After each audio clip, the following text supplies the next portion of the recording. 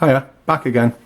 So I'll show you the fuel pump that I just put together again after a last, 15 minutes clean. That's it all reassembled. I mean, it's cleaner. It's not full of gunk. And the little diaphragm was moving up and down. I turned it and clicked it in. I think it should work, but I'll tell you, that's the in that says in on it, and it just says AC on the out. But I expected to feel a little breeze or something. Nothing. And the hand primer thing doesn't work. The springs kind of forgot you on that, so I don't know, I might have messed that up somehow. Don't know. But I'll have another go at it another time. Meanwhile, it's clean. All the gunk is out of it, right? And there's probably, maybe it needs to be primed for it to work. Might be one of those pumps. I don't know. So I'll put it aside just now. It's done. And go on to the carburetor. The reason I left the carburetor here is we've got a problem with the carburetor, right? I just looked it up on eBay, by the way. And you can get one of these H2 carburetors for 25 bucks on eBay. So not worth a lot of time, just out the satisfaction of trying to fix it. There's the orifice, and the needle goes into the orifice, right? It's a constant, I think they said a constant depression. It's an SU carburetor. And from the diagram that I saw of one for sale, it looks like an H2. And if it is an H2, that's 25 bucks, right? So the piston goes up and down like this. The spring sprung out, it's down there somewhere. I have to go find the spring. So, that piston goes up and down in there. It should be a big old spring, and of course that fills with oil as a damper. As far as I know, anyway, right? And the way this works, I mean, geez, people will be saying, who the hell is this guy trying to tell us what this is? I can tell you, it just says SUC Adderley Park, Birmingham. And in 1936, which is the age of that car, this was still made by the guys, the two brothers, right? I looked up on Wikipedia. You can look it up as well. The Morris Minor had something similar to this in the bottom, where you actually, that was the idle control, this bolt. So I don't know if that's still true. And I thought this would be the accelerator, but I believe that's just the choke, right? It's the butterfly valve there. I'm not awfully sure about that, and I think that might be the accelerator on the bottom here, which is jam solid. I've not got anywhere with that. Now the float bowl, I hope you're seeing this. The float bowl fixes like that, right? See that? There's a banjo bolt that goes through there. And I couldn't actually see how to dismantle that float bowl until I was messing with it. A lot of release oil, this stuff, it's just the most wonderful stuff. It smells just like diesel, in fact might be diesel, don't really know, but it's awesome. I had to get that over in Scotland, I couldn't get it. So I've soaked this bowl with that stuff. I'm pretty sure, I know that float has to move up and down, right? I ain't moving nothing, and that actuates this, which there should be a little needle in there somewhere. It's the same as every other carburetor I've ever worked on. Not that I've worked on many. That has to, the float moves up and down and actuates this. Right, see, it's moving just a little bit now, but you can see the crud all around this. And let me use my ubiquitous screwdriver. Right, you can see this crud. That's what we're going to work on right now, is getting all of this off of here. And I have to bear in mind, this is worth 25 bucks, right? So how much time am I actually going to spend on it? I do get satisfaction out of cleaning stuff. You can see why the way I can get satisfaction out of that by the way I worked on that crankcase and the rest of it. I mean, you know, if I didn't get satisfaction out of this, why am I doing it? I ask myself. But anyway, so I'm going to get into that. You can watch if you're into that. I know some people enjoy, you know, just cleaning. I know it sounds strange, but I do actually enjoy cleaning. So I'm going to work away at this. I can't, you know, I just soaked this bolt for a long time in release oil, so it might come free now, so I can get in there and clean there also. All needs to be cleaned. This is, what does it say on here? Jeepers. SU carburetor. Can't read the rest of it.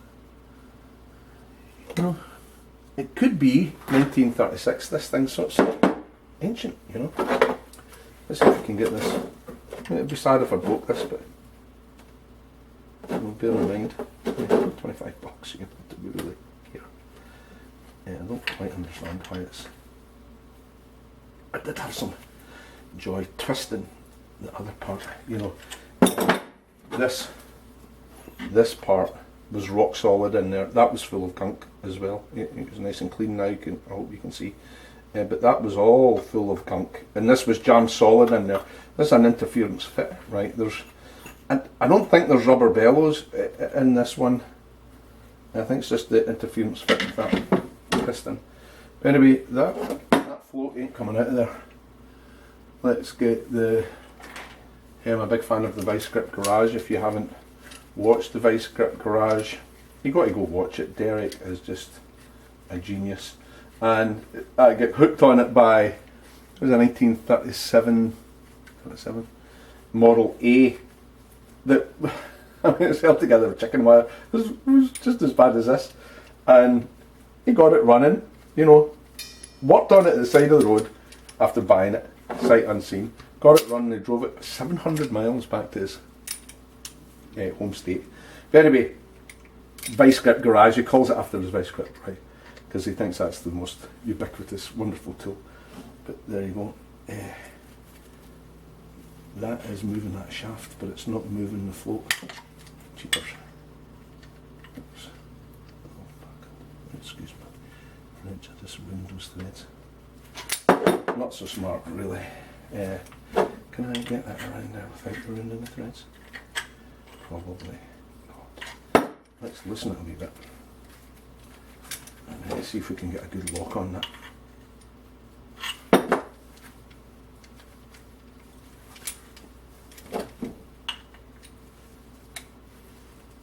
Nope, tight enough.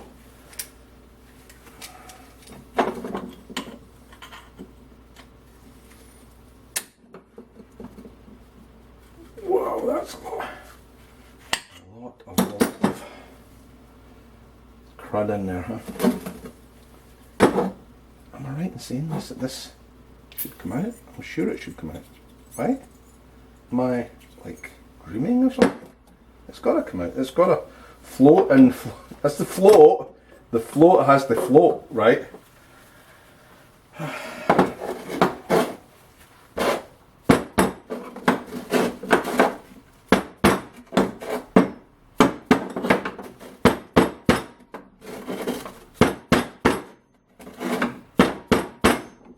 Cheapers. I know. You guys are all saying, what the hell are you doing? Look, it's moving. You see that? It moved. Wowzers. Maybe it just moves on the shaft, and the shaft is... Does it just move up and down? The shaft does not come out. Look at that. Wonderful. And look. So this is a perfect candidate for throwing in the ultrasonic cleaner. Let me give it a wipe.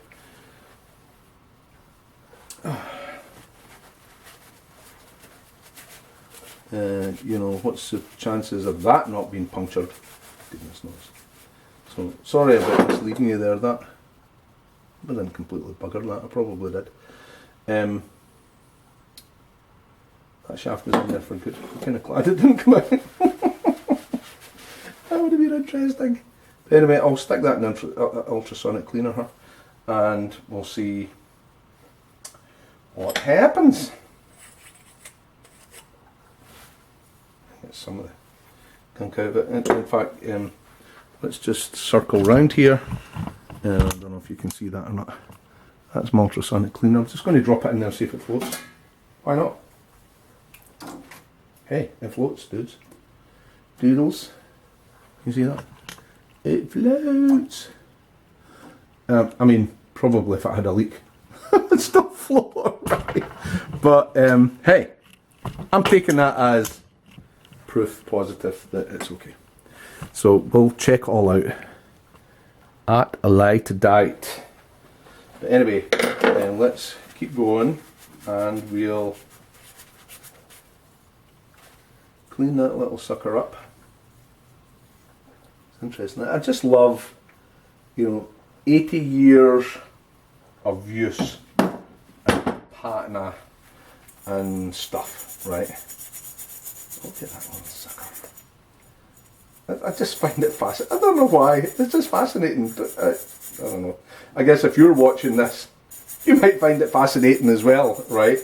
But isn't it interesting that this little guy was designed in Birmingham, 2,600 miles away, 80 years ago, and they didn't think some idiot would be filming it on a digital camera 80 years later, trying to clean it up and seeing if it had any pinholes in it and stuff. They did not think of that, They wanted their company to survive and to make, enough money to pay for their kids to go to school and for them to put, food on the table, and employees to do the same for their families.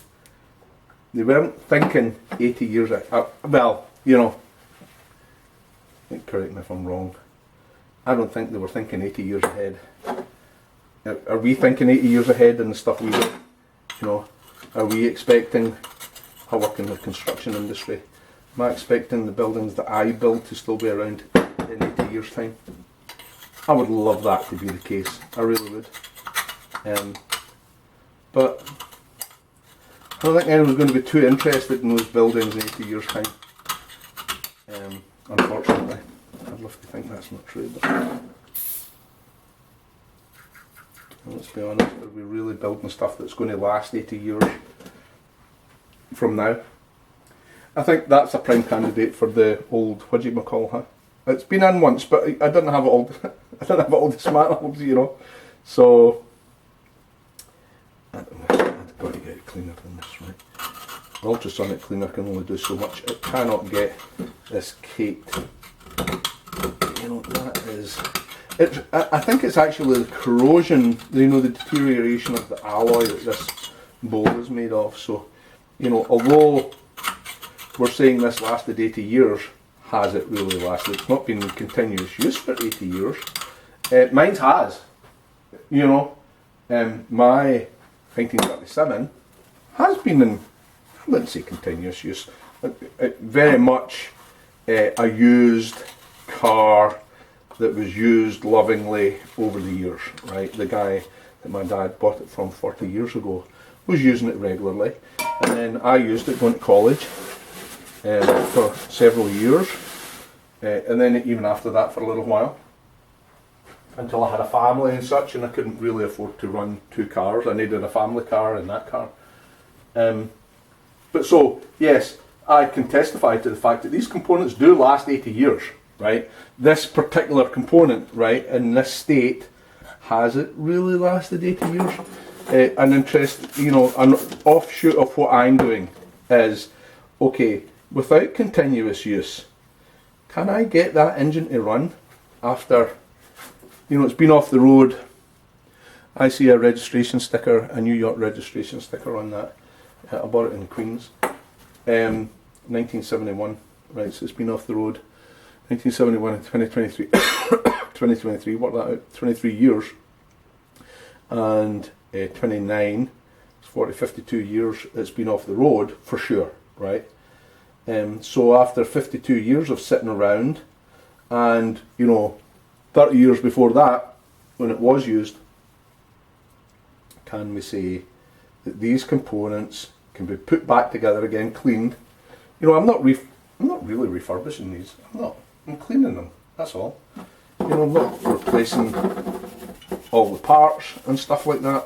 I'm not doing that. I'm doing this super cheap, you know, super sketchy, as my kids would say. Sketch, man.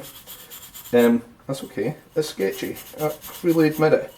It's a fun little experiment to say, you know, an 80-year-old component or the entire engine can be brought back to life because the components were made, so well made, that they may not have intended for these components to last for 80 years, but by God, they did, right?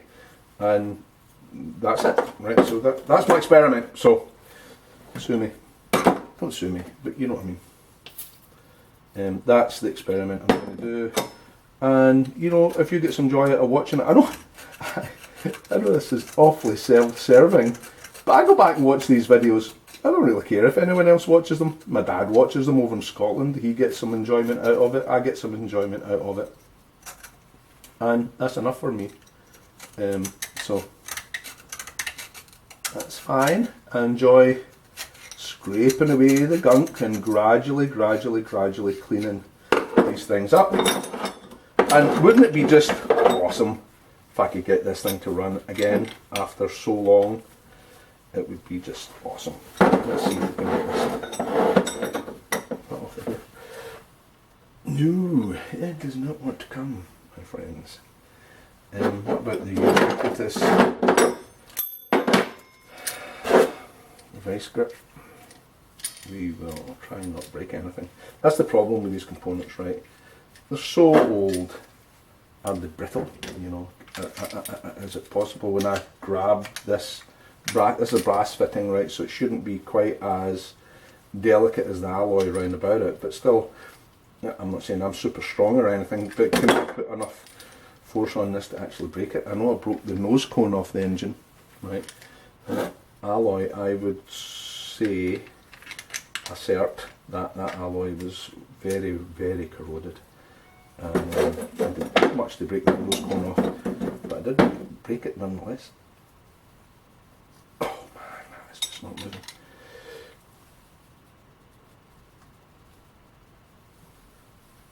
Oh, there you go, it did move. Look at that. Who would think it? Oh no, it's not. It's not moving, man. I need to put it in the vise. See what I'm holding the banjo fitting and it's just turning there.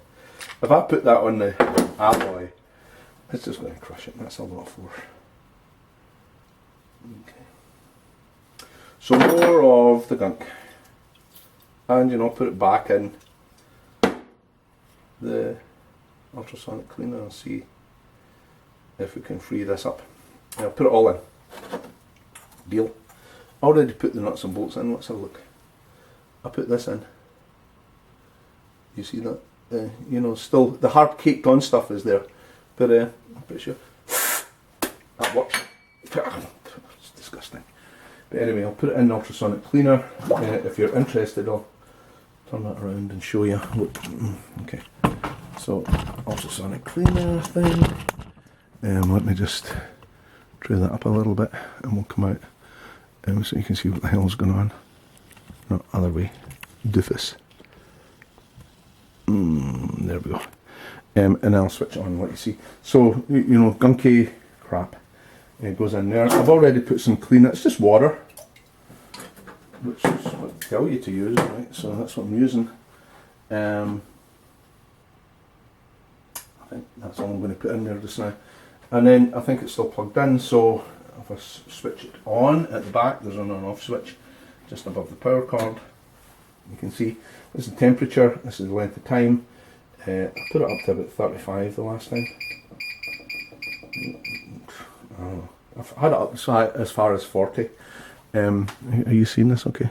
Yeah, you can see it. And then I go backwards on the timer. 5 minutes is nothing. So I put it in for 90 minutes last time. I don't think I need it as much as that's fine. And then on for the temperature, on. Hear that? So annoying. Anyway, I'll let that trickle away there. I don't know if I should leave that float in there or not. It's not I mean, it's floating, so it's not going to get cleaned terribly well. And I do apologise for the noise. And what else can I show you on this? Nothing, really. So, I think we're done. So, catch up with you next time. Bye.